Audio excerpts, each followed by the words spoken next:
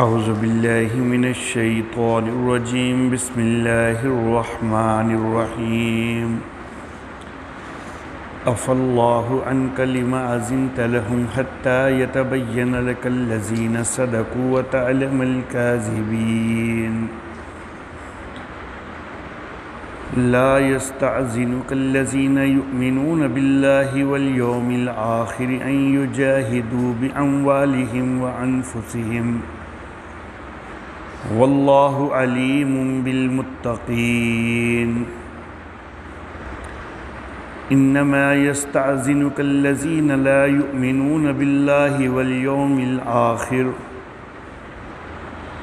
وارتابت قلوبهم فهم في ريبهم يترددون ولو أرادوا الخروج لأعدوا له عدة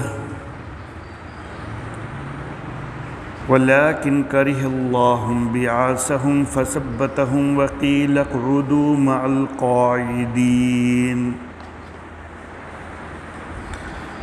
لو خرجوا فيكم ما زادوكم إلا خبالا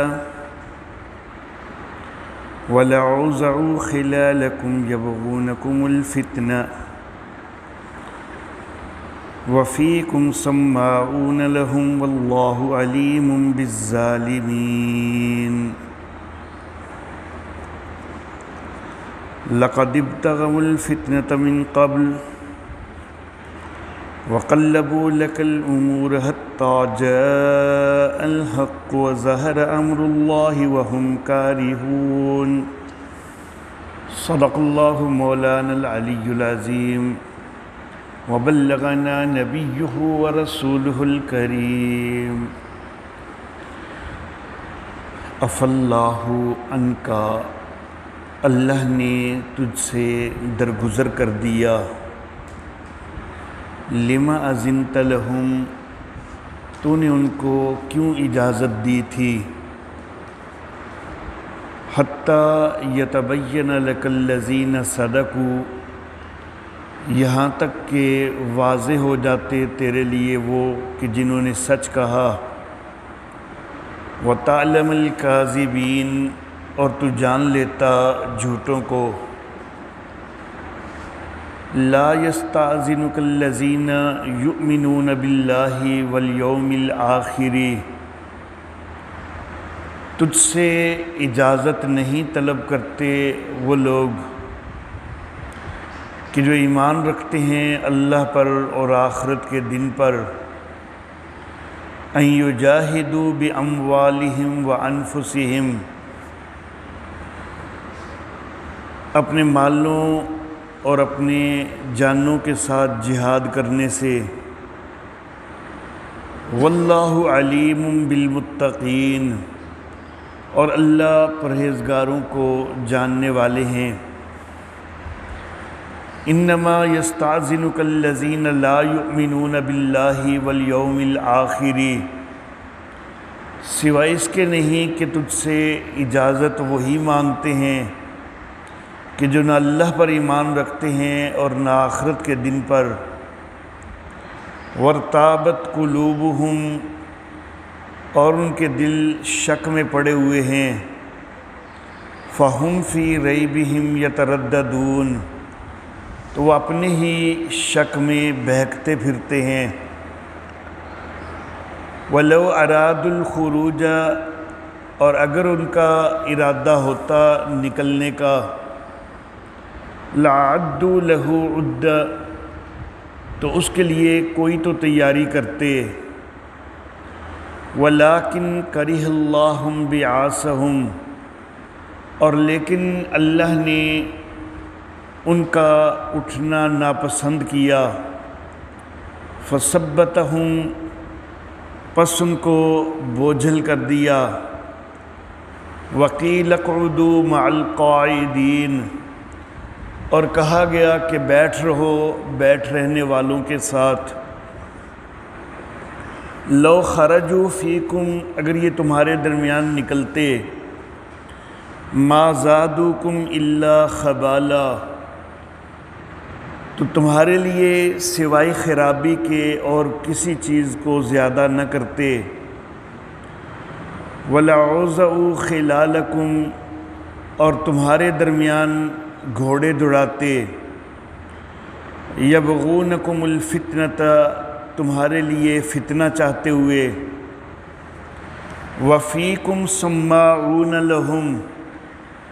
اور تمہارے درمیان ان کے جاسوس بھی ہیں۔ وَاللَّهُ عَلِيمٌ بِالظَّالِمِينَ، اور اللہ ظالموں کو جاننے والا ہے۔ لَقَدِ ابْتَغَوُا الْفِتْنَةَ مِنْ قَبْلُ، یہ پہلے بھی فتنہ پھیلا چکے۔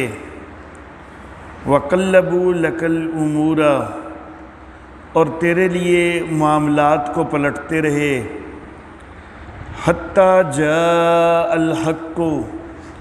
یہاں تک کہ حق آ گیا۔ وَظَهَرَ أَمْرُ اللَّهِ، اور اللہ کا حکم واضح ہو گیا۔ وَهُمْ كَارِهُونَ، اور یہ تو ناپسند ہی کر رہے تھے۔ محترم احباب، گزشتہ درس میں جو آخری آیت مبارکہ تلاوت کی گئی تھی، اس میں غزوہ تبوک کا تذکرہ شروع ہوا۔ غزوہ تبوک کا جو موقع ہے، سفر بھی بڑا طویل تھا اور مقابلے کی توقع بھی ایک بہت بڑی سخت فوج کے ساتھ تھی۔ رومیوں کا لشکر ان کے ساتھ مقابلے کی توقع تھی۔ تو منافق لوگ اعراض کرنے لگ گئے اور بہانے بنا کر نبی اکرم صلی اللہ علیہ وآلہ وسلم سے اجازت طلب کرنے لگ گئے پیچھے رہنے کی، کہ ہماری فلاں مصروفیت ہے، فلاں مجبوری ہے۔ میرے آقا صلی اللہ علیہ وآلہ وسلم ان کے بہانوں کو اگرچہ سمجھ رہے تھے، لیکن ایک تو یہ کہ میرے آقا صلی اللہ علیہ وآلہ وسلم کی طبیعت بڑی نرم تھی، اس وجہ سے بھی ان کو اجازت دے دی، اور شاید یہ بھی خیال ہو کہ اتنا اہم معرکہ ہے تو یہ لوگ ساتھ جائیں گے بھی تو کوئی نہ کوئی خرابی ہی کریں گے، تو پیچھے ہی رہ جائیں تو خیر ہے۔ تو بہرحال نبی اکرم صلی اللہ علیہ وآلہ وسلم ان کو پیچھے رہنے کی اجازت دیتے رہے۔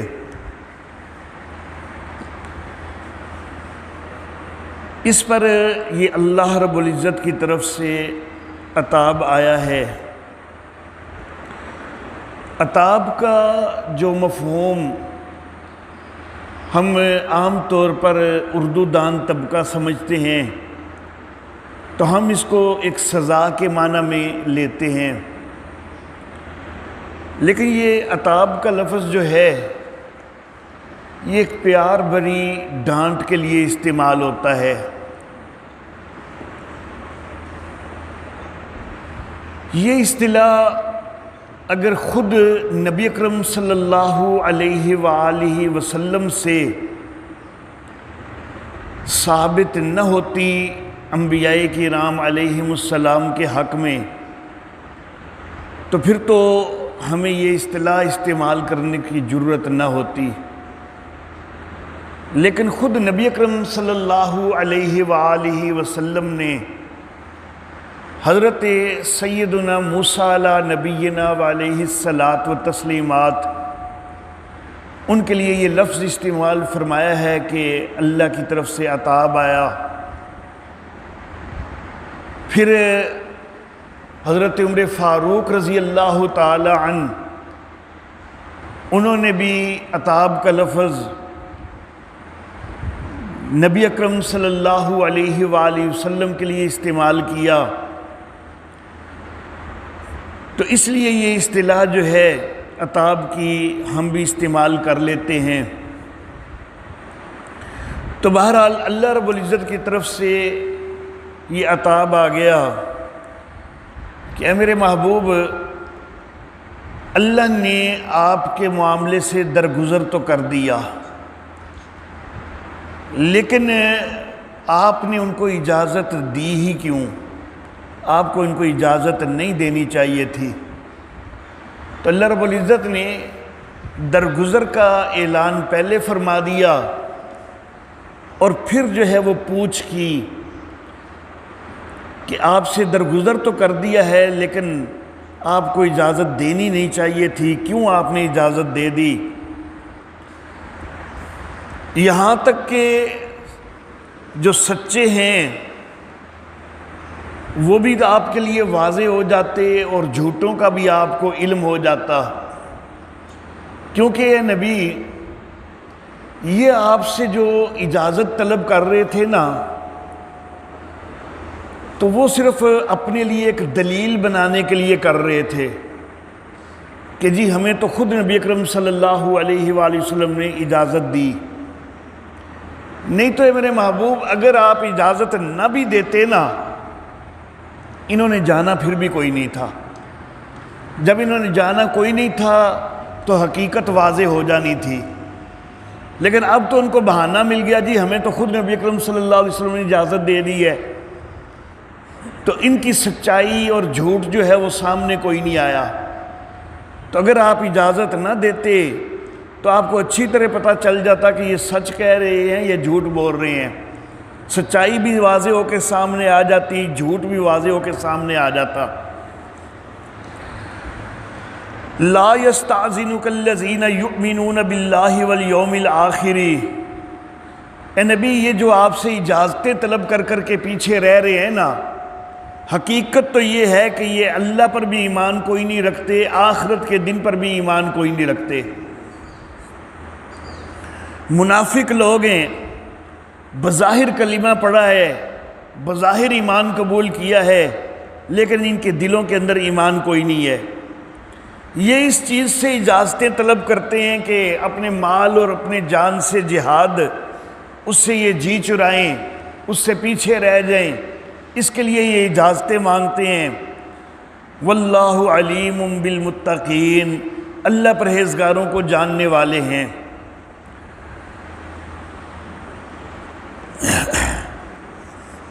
انما یستأذنک الذین لا یؤمنون باللہ والیوم الآخر، اے نبی، آپ سے جو اجازتیں مانگ رہے ہیں نا، یہ اللہ پر بھی ایمان نہیں رکھتے، آخرت کے دن پر بھی ایمان نہیں رکھتے۔ وارتابت قلوبہم، ان کے دل شک میں پڑے ہوئے ہیں۔ فہم فی ریبہم یترددون، اور یہ اپنے شک کے اندر ہی بہکے پھرتے ہیں۔ اب یہاں پر ان دو آیات مبارکہ میں اللہ رب العزت نے یہ بات ارشاد فرمائی۔ پہلی آیت میں فرمایا کہ لا یستأذنک الذین یؤمنون باللہ والیوم الآخر، کہ آپ سے اجازت وہ نہیں مانگتے کہ جو حقیقتاً اللہ پر ایمان رکھنے والے ہوں، آخرت کے دن پر ایمان رکھنے والے ہوں، بلکہ کون اجازتیں مانگ رہے ہیں؟ اگلی آیت میں فرمایا کہ انما یستأذنک الذین لا یؤمنون باللہ والیوم الآخر، اجازتیں وہ مانگ رہے ہیں آپ سے کہ جو اللہ پر بھی ایمان کوئی نہیں رکھتے، آخرت کے دن پر بھی ایمان کوئی نہیں رکھتے۔ اب یہاں پر جو اجازتیں طلب کرنے والے ہیں نا نبی اکرم صلی اللہ علیہ وآلہ وسلم سے، تو اللہ فرما رہے ہیں کہ ایمان والے کوئی نہیں ہے، یہ نہ اللہ پر ان کا ایمان ہے، نہ آخرت کے دن پر ایمان ہے۔ دوسری طرف سورۃ النور کے اندر صفحہ نمبر 324 ہے، یہاں پر اللہ رب العزت یہ فرما رہے ہیں کہ جو اجازتیں مانگنے والے ہیں وہ ایمان والے ہیں۔ سورۃ التوبہ کے اندر جو ہمارا درس کا عنوان ہے، وہاں پر یہ کہا کہ جو اجازتیں مانگ رہے ہیں یہ ایمان والے کوئی نہیں، لیکن سورۃ النور کے اندر اللہ رب العزت آیت نمبر 62 میں ارشاد فرماتے ہیں کہ انما المؤمنون الذین آمنوا باللہ ورسولہ، مومن تو وہ ہیں کہ جو اللہ پر ایمان رکھتے ہیں، اس کے رسول پر ایمان رکھتے ہیں، وَإِذَا كَانُوا مَعَهُ، اور جب وہ نبی کے ساتھ ہوتے ہیں، عَلَىٰ أَمْرٍ جَامٍ، کسی جمع ہونے والے معاملہ میں، لَمْ يَذْهَبُوا حَتَّى يَسْتَأْذِنُوا، تو جاتے نہیں یہاں تک کہ اجازت طلب کر لیں۔ إِنَّ الَّذِينَ يَسْتَأْذِنُونَكَ اولئک الذین یؤمنون باللہ ورسولہ، اے نبی جو آپ سے اجازتیں طلب کر رہے ہیں نا، تو یہ ہیں اللہ پر ایمان رکھنے والے، اللہ کے رسول پر ایمان رکھنے والے۔ فَإِذَا اسْتَأْذَنُوكَ، اے نبی یہ آپ سے اجازتیں مانگیں، لِبَعْضِ شَأْنِهِمْ، اپنے کسی معاملہ کے لیے، فَأْذَن لِمَنْ شِئْتَ مِنْهُمْ، تو اے نبی ان میں سے جس کو چاہیں آپ اجازت دے دیں، وَاسْتَغْفِرْ لَهُمُ اللَّهُ، اور ان سے اللہ سے بخشش طلب کریں، اِنَّ اللَّهَ غَفُورٌ رَحِيمٌ، بے شک اللہ بخشنے والا مہربان ہے۔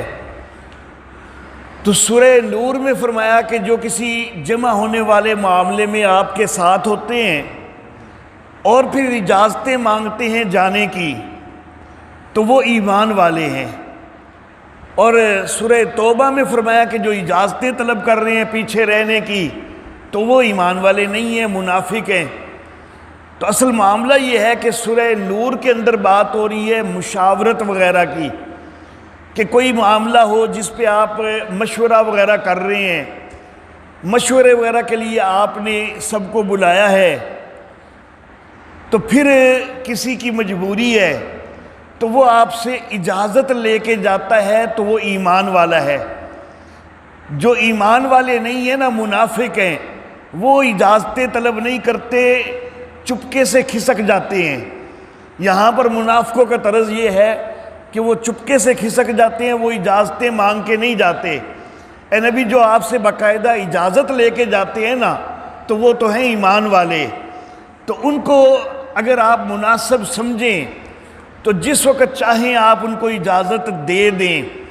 لیکن پھر ان کے لیے اللہ سے استغفار بھی کریں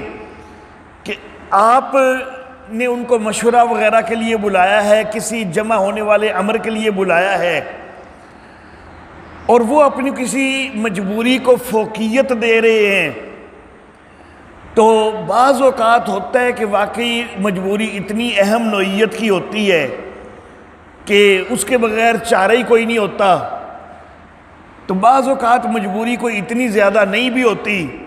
لیکن بندہ سمجھ رہا ہوتا ہے کہ میری مجبوری کافی زیادہ ہے،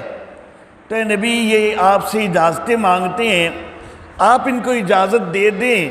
لیکن ساتھ پھر ان کے لیے استغفار کیا کریں کہ ہو سکتا ہے کہ جس چیز کے لیے یہ اجازت مانگ رہے ہیں وہ کوئی اتنی اہم کوئی نہ ہو، اور یہ اس کو اہم سمجھتے ہوئے اجازت مانگ رہے ہیں، تو ہیں تو میرے محبوب یہ پکے مومن ہیں، ایمان والے ہیں، اجازت ان کو دے دیا کریں، لیکن پھر بخشش بھی مانگا کریں کہ کہیں ان سے کوئی غلطی نہ ہو گئی ہو اجازت مانگنے میں۔ تو یہ ہے مشورے وغیرہ کا معاملہ، اور اس میں منافق چپکے سے کھسک جاتے تھے اور مومن جو ہے وہ اجازت لے کے جاتے ہیں۔ سورہ توبہ میں جو معاملہ ہے وہ جنگ کا معاملہ ہے، کہ جنگ کے لیے آپ ان کو جس وقت لے جانے لگتے ہیں تو مومن تو کبھی پیچھے رہنے کے لیے آمادہ ہی کوئی نہیں ہوتے، مومن تو اپنی جانیں لڑانے کے لیے آگے بڑھتے ہیں۔ اس وقت یہ منافق جو ہیں تو یہ پیچھے رہنے کی کوششیں کرتے ہیں، اور پھر اپنے لیے دلیل بنانے کے لیے آپ سے اجازتیں مانگنے لگ جاتے ہیں،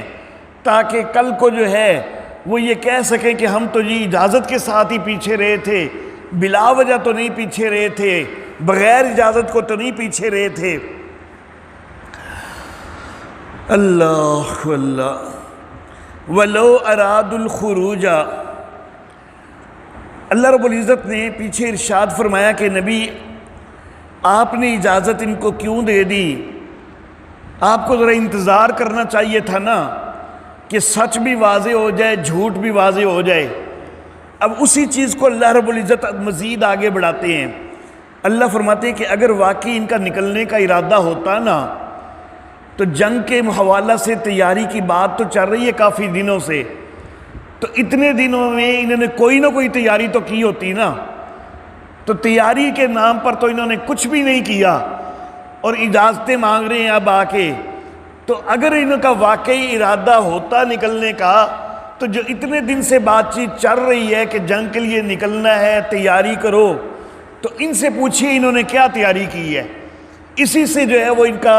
جھوٹ نکھر کے سامنے آ جاتا ہے کہ اصل میں شروع سے ہی ان کا ارادہ ہی کوئی نہیں ہے، اب تو بہانے بنا رہے ہیں۔ تو لیکن اگر ارادہ ان کا ہوتا تو کچھ نہ کچھ تو تیاری کی ہوتی نا۔ لیکن وَلَٰكِن كَرِهَ اللَّهُ بِعَاثَهُمْ، اصل معاملہ تو یہ ہے کہ اللہ نے ان کا اٹھنا ناپسند کیا ہے، اللہ نے ان کو توفیق ہی نہیں دی ہے نکلنے کی، کیونکہ معاملہ جہاد کا ہے اور انہوں نے جا کے نقصان ہی پہنچانا ہے، تو اللہ نے ان کا اٹھنے کو ناپسند کیا ہے۔ فَثَبَّتَهُمْ، اللہ رب العزت نے ان کو بوجھل کر دیا ہے کہ یہ یہیں پر ٹکے رہیں۔ وَقِيلَ اقْعُدُوا مَعَ الْقَاعِدِينَ، اور اللہ کی طرف سے ان سے یہ کہہ دیا گیا ہے کہ بیٹھ رہو بیٹھے رہنے والوں کے ساتھ۔ اللہ اللہ، اے نبی لو خرجوا فیکم، اگر یہ آپ کے اندر نکلتے نا، ما زادوکم الا خبالا، تو کچھ بھی آپ کو فائدہ نہ دیتے، خرابی ہی کرتے، صرف خرابی میں اضافے کا سبب بنتے، نقصان میں اضافے کا سبب بنتے۔ اور نبی وَلَعَوْزَوْا خِلَالَكُمْ، اور یہ آپ کے درمیان گھوڑے دوڑاتے، خود آپ کی اپنی صفوں کو خراب کرتے، مسلمانوں کے حوصلے خراب کرتے، ان کے حوصلے پست کرتے۔ یبغونکم الفتنۃ، یہ آپ کے لیے فتنہ تلاش کرتے۔ وفیکم سماعون لہم، اور اے نبی کچھ کو تو آپ نے اجازت دے دی نا، وہ پیچھے رہ گئے۔ لیکن اے سونے محبوب، آپ کی جو آپ کے ساتھ لشکر تیار ہوا ہے، اس کے اندر بھی کچھ جاسوس ان کے موجود ہیں، ان منافقوں کے کچھ جاسوس تو ابھی بھی ان کے اندر موجود ہیں۔ زیادہ تر منافق تو رہ گئے ہیں پیچھے اجازتیں مانگ مانگ کے، لیکن کچھ جو ہے وہ جاسوسی کرنے کی نیت سے وہ ابھی بھی جو ہے وہ ساتھ ہیں۔ غزوہ تبوک کا موقع ہے اور اللہ فرما رہے ہیں کہ فیکم سماعون لہم، تمہاری صفوں کے اندر ان کے جاسوس ابھی بھی موجود ہیں۔ نبی اکرم صلی اللہ علیہ وآلہ وسلم نے اسی غزوہ تبوک کے موقع پر ہی حضرت حذیفہ رضی اللہ تعالی عنہ کو 12 منافقوں کے نام بتلائے تھے کہ یہ ہماری صفوں کے اندر اس وقت بھی موجود ہیں، 12 منافق۔ اور نبی اکرم صلی اللہ علیہ وآلہ وسلم نے حضرت حذیفہ سے یہ فرمایا تھا کہ میں تمہیں یہ بات بتلا رہا ہوں کہ 12 منافق ان کے اندر موجود ہیں۔ نبی صلی اللہ علیہ وسلم نے سب کے نام بھی بتلائے کہ یہ فلاں فلاں جو ہے یہ منافق ہے، لیکن نبی اکرم صلی اللہ علیہ وسلم نے حضرت حذیفہ کو منع کر دیا کہ یہ کسی اور کو یہ بات نہیں بتلانی۔ اسی لیے حضرت حذیفہ رضی اللہ تعالی عنہ کو صاحب سر رسول کہا جاتا ہے یا رازدان رسول کہا جاتا ہے، کہ نبی اکرم صلی اللہ علیہ وآلہ وسلم نے ان کو ایک راز کی بات بتلائی ہے اور آگے تاکید کر دی ہے کہ یہ بات کسی اور کو نہیں بتلانی۔ حضرت سیدنا عمر فاروق رضی اللہ تعالی عنہ، جس وقت کوئی آدمی فوت ہوتا نا اور ایسا بندہ فوت ہوتا کہ جس کے اوپر حضرت عمر فاروق کے دل کو پورا اطمینان ہوتا کہ یہ بندہ تو منافق کبھی نہیں ہو سکتا، تو حضرت عمر فاروق رضی اللہ تعالیٰ عنہ اس کے جنازے کے لیے چلے جایا کرتے۔ لیکن اگر کوئی ایسا بندہ فوت ہوتا نا کہ جس کی حالت کو حضرت عمر فاروق اچھی طرح نہیں جانتے، تو حضرت عمر فاروق رضی اللہ تعالیٰ عنہ وہ پتہ کرواتے تھے کہ جنازے کے لیے حذیفہ آ رہا ہے کہ نہیں آ رہا۔ اگر حذیفہ آ رہا ہے تو پھر میں بھی چلا جاتا ہوں، پھر وہ بندہ منافق نہیں ہوگا کہ جس کا یہ جنازہ ہے۔ لیکن اگر حذیفہ نہیں آ رہا تو پھر میں بھی نہیں جاؤں گا، کیونکہ ہو سکتا ہے یہ ان 12 منافقوں میں سے ہو۔ ان کا نام تو ہم حذیفہ سے پوچھ کوئی نہیں سکتے، وہ تو نبی کرم صلی اللہ علیہ وسلم نے منع کر دیا ہوا ہے، لیکن ہمیں پتہ تو ہے کہ 12 بندوں کا ذکر کیا تھا نبی کرم صلی اللہ علیہ وسلم نے حضرت حذیفہ کے سامنے۔ تو حضرت عمر فاروق رضی اللہ تعالیٰ عنہ وہ پتہ کروایا کرتے تھے جب کوئی ایسا بندہ فوت ہوتا تھا کہ جس کے متعلق پورا یقین آپ کو نہیں ہوتا تھا۔ اللہ واللہ علیم بالظالمین، اور اللہ تو ظالموں کو جاننے والے ہیں۔ لَقَدِ ابْتَغَوُا الْفِتْنَةَ مِن قَبْلِ، اے نبی یہ جو منافق لوگ ہیں نا، یہ کوئی آج تو فتنہ نہیں پھیلا رہے،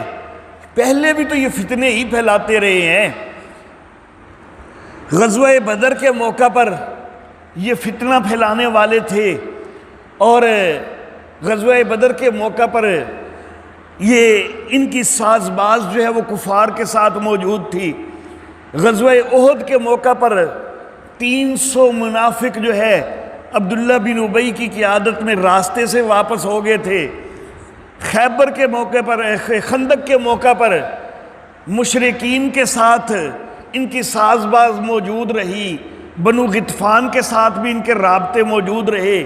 تو اے نبی یہ پہلے بھی تو فتنے ہی پھیلاتے آ رہے ہیں۔ وَقَلَّبُوا لَكَ الْأُمُورَ، اور اے نبی آپ کے لیے معاملات کو پلٹتے رہے ہیں، کئی خرابیاں پھیلاتے رہے ہیں۔